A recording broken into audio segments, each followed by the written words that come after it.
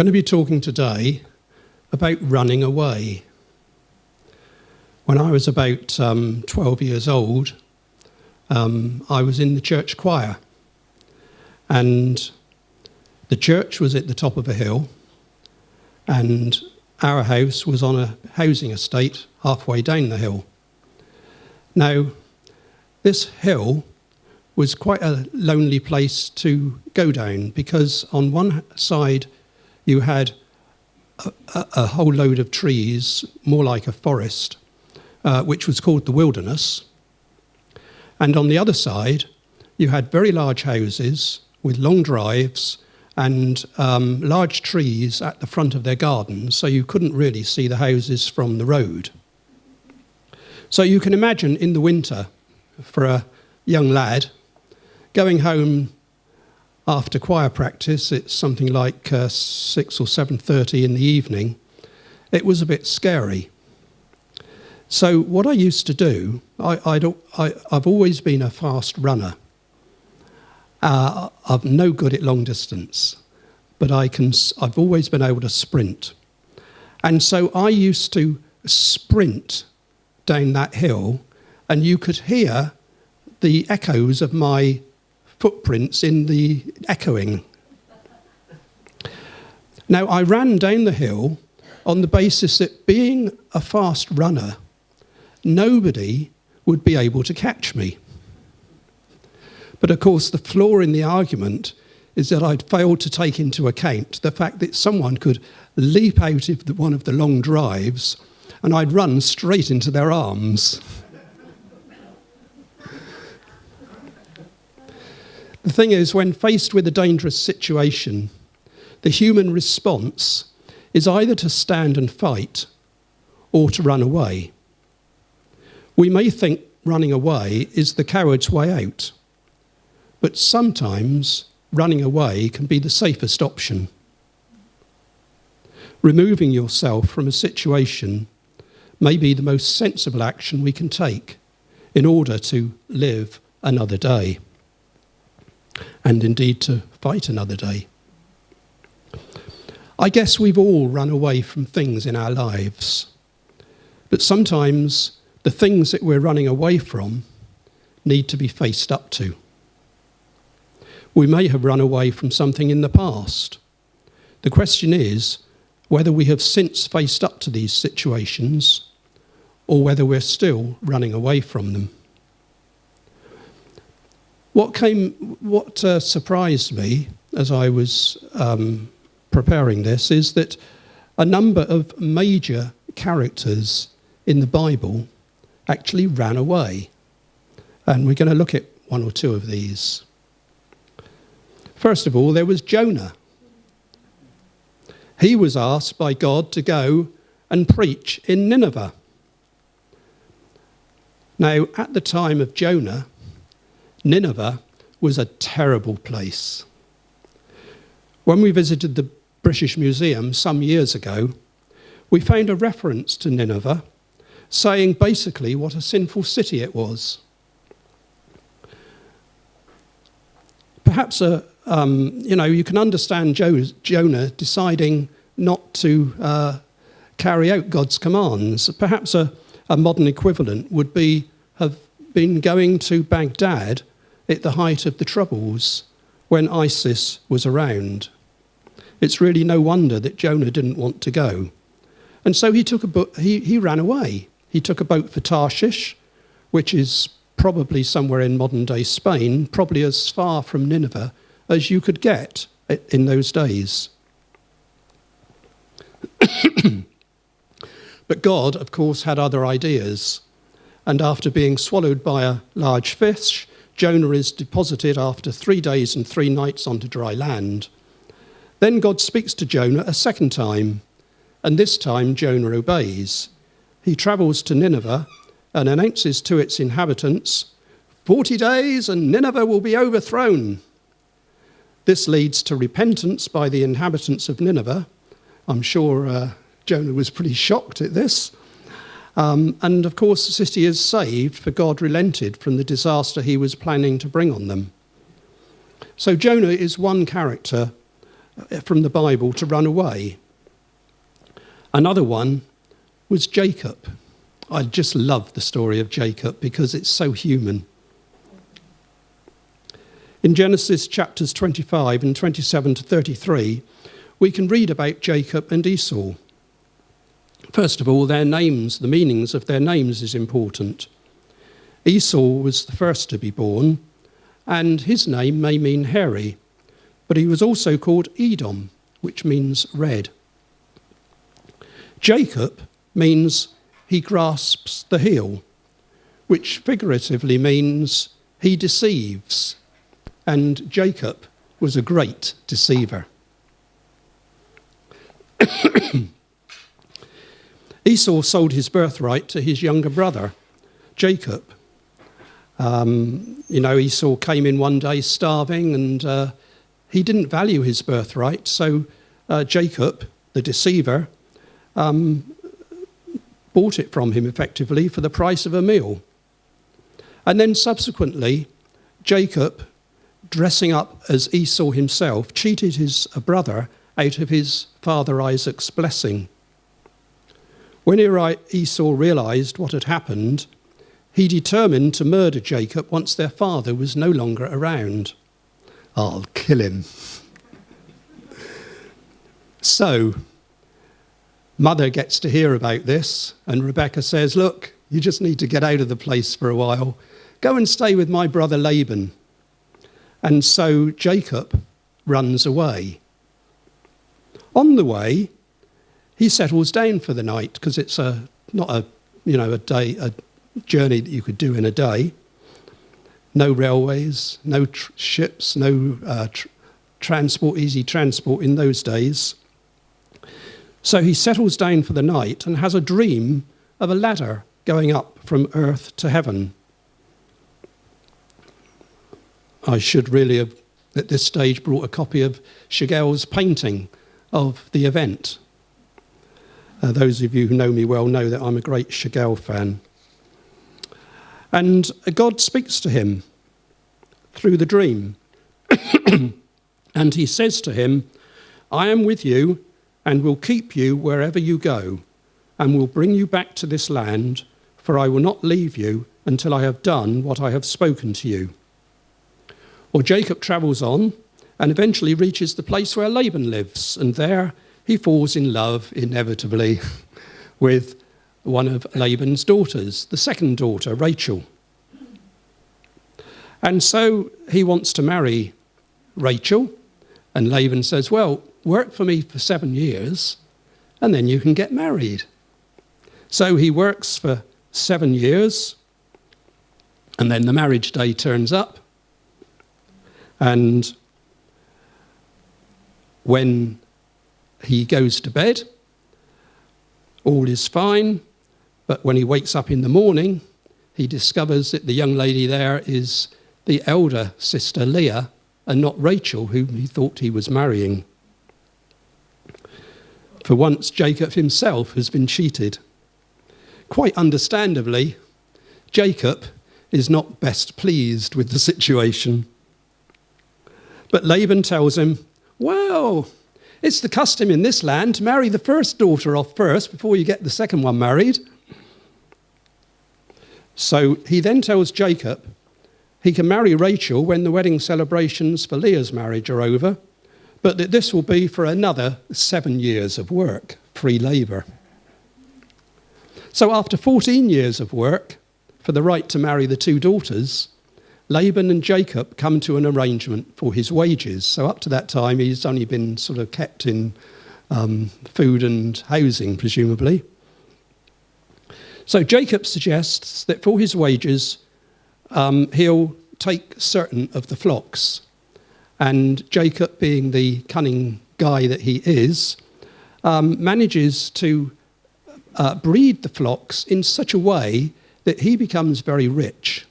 But Laban suffers somewhat in his flocks. After 6 years, God says to Jacob that he's to go back to his own land and to his own relatives. So he gathers up all his possessions and leaves overnight, leaves quickly, without even saying goodbye to Laban. And Laban, of course, comes after him, somewhat peeved, but God says you're not to lay a finger on Jacob. And eventually he's getting near to his brother Esau. So he's not sure what Esau's going to do. Is he still under threat of murder? So he sends a message ahead to Esau, hoping to find favour in his eyes. But when the messengers come back, they say to Jacob that Esau's coming to meet him with 400 men. Jacob fears the worst. So he splits his entourage into groups, so that if one group gets attacked, another might escape. And he sends gifts ahead for Esau in the hope that the gifts might pacify Esau. And it's really quite interesting to read the whole story in Genesis to see how it all comes about. Well, that night, the night before he's due to meet Esau, Jacob spends on his own, and he wrestles with a man, probably an angel, and asks for a blessing. And the man he wrestles with says, "Your name shall no longer be called Jacob, but Israel, for you have struggled with God and with men and have prevailed." And of course, it's from there that the country of Israel gets its name today. Jacob calls the place Peniel, meaning the face of God, for he said, "I've seen God face to face and my life is preserved." Well, eventually Jacob meets Esau and the two brothers are reconciled. But it's interesting that you've had this whole scenario where Jacob ran away from a situation, but eventually had to face up to meeting his brother Esau again. A third character, one who runs away because he murdered someone, is Moses. We've all heard the story of Moses in the bulrushes, but as a result of Moses being found in the bulrushes, he gets brought up as a prince in the Egyptian court. But one day murders an Egyptian for beating a Hebrew. He thinks and hopes that he's got away with it. But two Hebrew men and Pharaoh find out about it. And it says in Exodus, when Pharaoh heard of this matter, he sought to kill Moses, but Moses fled. He ran away, and he settled down in the land of Midian, where he got married, has a son, and all is well. He's got a very comfy life, looking after flocks.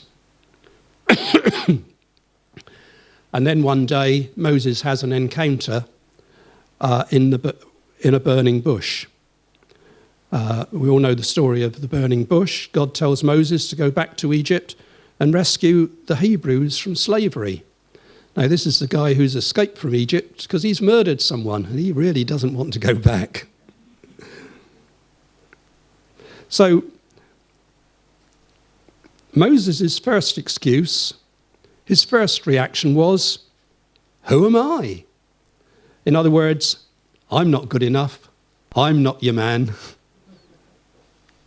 The next excuse, when I come to the children of Israel and say to them, "The God of your fathers has sent me to you," and they say to me, "What is his name?" what shall I say to them? God's reply to this was, "I am who I am. I am has sent me to you." Moses' next question is along the lines of, what if they think I'm telling a pack of lies? But suppose they will not believe me or listen to my voice. Suppose they say, "The Lord has not appeared to you." God deals with this and then shows Moses some miracles that he can perform in Egypt. But despite the miracles, Moses is still not convinced. His next excuse, "I'm no good at speaking." "Oh Lord God, O my Lord, I am not eloquent, neither before nor since you have spoken to your servant, but I am slow of speech and slow of tongue. No problem, says God. Now therefore go, and I will be your mouth and teach you what you shall say. Finally, in desperation, Moses says effectively, I can't do it. Choose someone else. It's at this point that God gets angry and suggests that Aaron, Moses' brother, acts as his spokesman. So Moses does his best to avoid the situation. He's run away from Egypt. He really doesn't want to go back. But in the end, he has to follow God's instructions. Another who ran away was Elijah.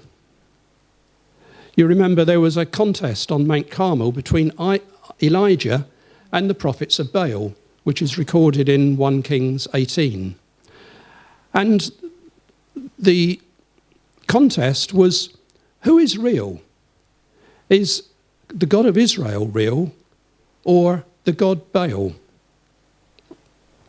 After the contest, which the God of Israel won, Elijah arranged for the prophets of Baal to be killed.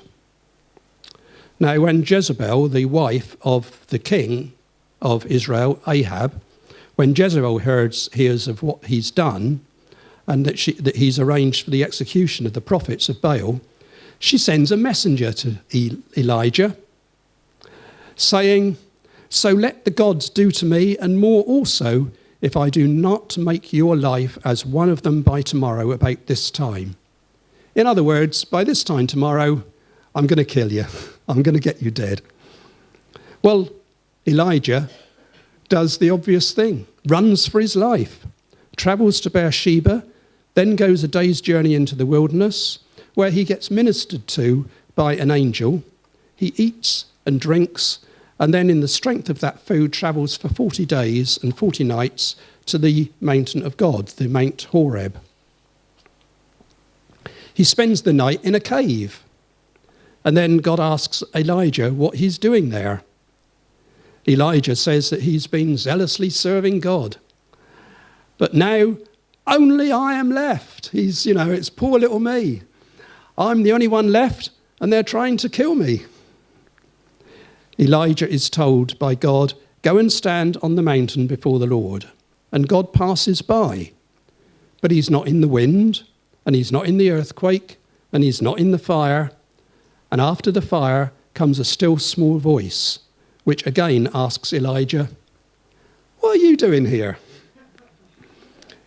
Elijah replies as before, and then God gives Elijah instructions to anoint 2 future kings, Hazael, king of Syria, and Jehu, king of Israel, and also to anoint Elisha as the prophet to replace Elijah when he goes to heaven. And God also tells Elijah that there are 7,000 people in Israel who have not bowed down to Baal. In other words, Elijah is not on his own. And later, in 2 Kings 9, verses 30 to 37, we can read how Jezebel comes to a rather nasty end, as foretold by Elijah. So running away, there's 4 characters there, and running away is the natural safety mechanism. When faced with danger, sometimes the safest option is to run for safety. Jonah ran because he was afraid of going to Nineveh. Jacob ran away to avoid getting killed. Moses ran away having killed someone to avoid getting executed. And Elijah ran away again to avoid being killed by Jezebel. But in each of these instances, God has the final say.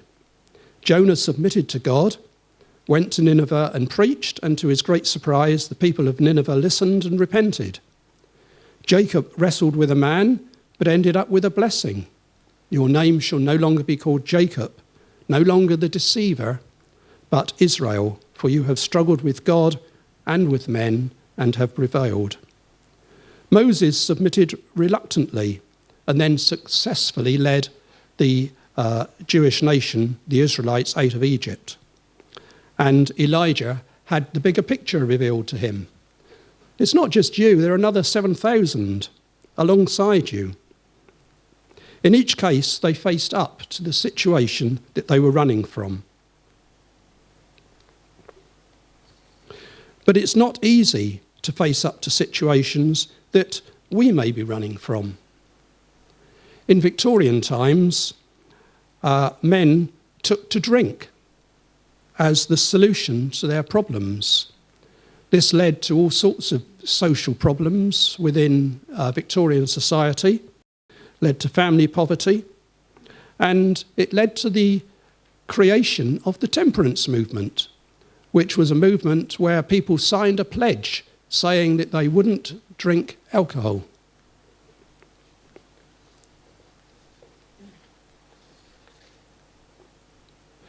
So the reason why Victorian men turned to alcohol was because they were trying to escape from their situation. They weren't actually facing up to their own situations and the reality. They were, if you like, trying to mask the difficulties in life by drink. And today, there are all sorts of things that people use in order to mask their problems. It's not just the alcohol or the drink, it's the drugs, which are rife on the streets. But in the drugs, people are trying to forget the problem behind the drugs. Some people overeat. You know, I've seen these programs on television where I think there's one called, like, what is it, my £600 something. But people overeat to the stage where they cannot get out of bed without difficulty. And then there's undereating, people who have anorexia, where they're trying to gain control of their own lives. But what needs to be dealt with is the root cause of that undereating. Pornography is another one, where people use pornography because for some of them, they are unable to form or have the relationships that they crave for. So often, these things are covering up a deep-seated problem which needs to be addressed. It's not easy to face up to situations we may be running away from. See, sometimes it's a lot easier to put a mask on.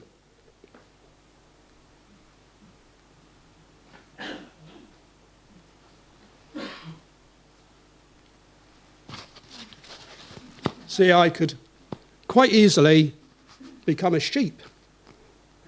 Bah, bah, bah.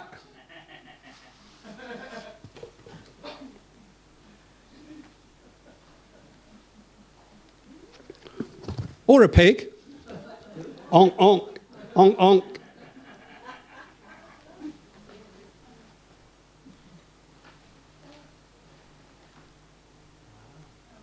Not quite sure what this one is. I think it's meant to be either a dog or a lion.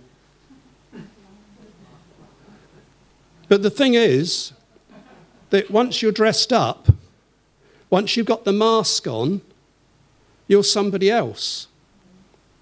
And you don't have the problem of being yourself.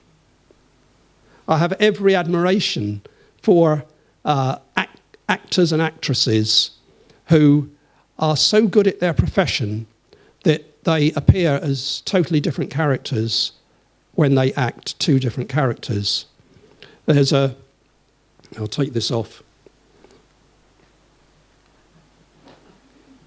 There's a French actress that appeared in the film, I think it's called A Good Year.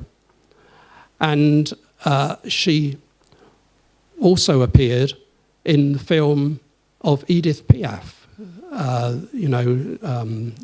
the lady who sang in French, Non, je ne regrette rien. When I saw this actress in that film, I could not recognise her through the film as the actress that I saw in A Good Year. So good was the makeup and so good was her acting that for all intents and purposes, she was two entirely different people. So, but of course, in real life, she's another real person. So it's the mask which helps to cover things up.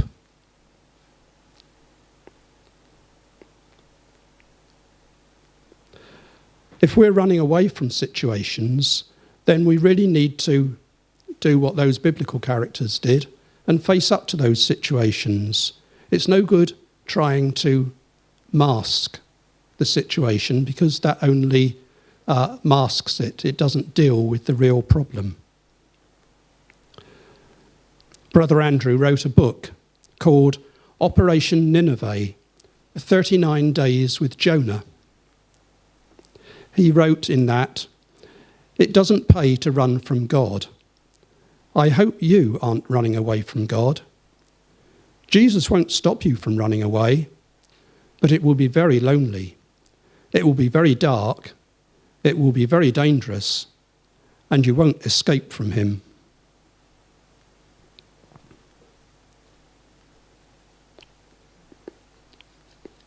God may pursue us, but his pursuing demands a response from us.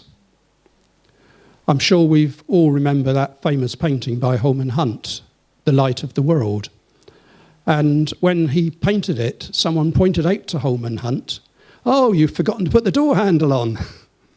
"Oh no," said Holman Hunt, "that's deliberate, because of course the door has to be opened from the other side. It has to be the person who has to open the door to invite Jesus in." So if God is pursuing us, and if we have a positive response, then he will lead and direct us to the solution. But if we have a negative response, God will honour our free will and the choice we've made. God and the Holy Spirit, being the gentlemen they are, will not force themselves on us. So the question that I have to say to us today, for those online as well as those listening here, is if we're running away from something, then the key is to face up to it. Ask God how to deal with it, and then follow God's directions. We can be confident that God will be with us, just as he was with Jonah, with Jacob, with Moses, and Elijah. God doesn't change. Jesus said, "I came that they may have life and have it abundantly." We can only have abundant life if we don't have the problems around us that some people mask. And so we need to be real and to look at the any deep-seated problems that there are and ask God to show us the way forward so that we can actually deal with those situations. Well, that's all I've got to share today, but it did occur to me that this might well resonate with some people who have actually run away from situations in the past and then have subsequently faced up to them and and dealt with the situations. And it may be that you would like to share about that. It may be that there are some here who may need to think about this, to pray about it, and it may be that some would like prayer today. So if that is the case, then do come and ask one of us and we can pray with you. But what I'd like to do now is to do what we normally do on a Sunday, and that is to invite any who've got anything to share, whether it's related to what I've talked about or indeed other things, to come and share now. So